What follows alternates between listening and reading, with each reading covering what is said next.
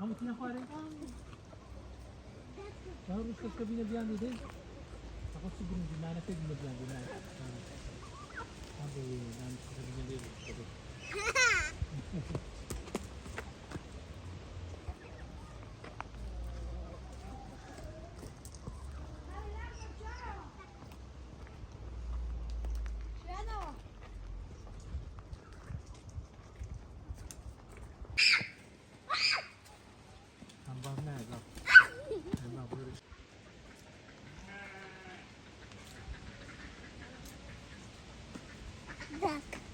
Duck.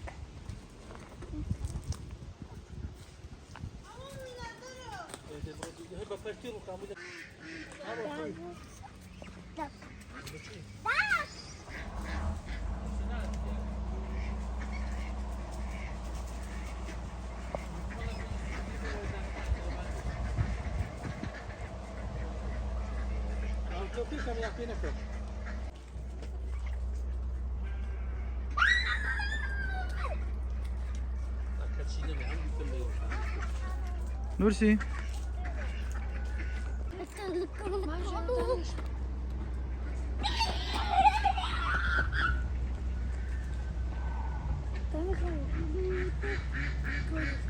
Pagkaawan siya. Pag-away sa sili.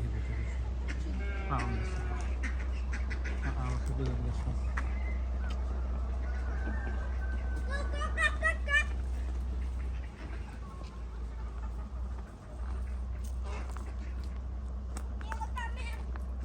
O da zevk. Okula gelin. Ha.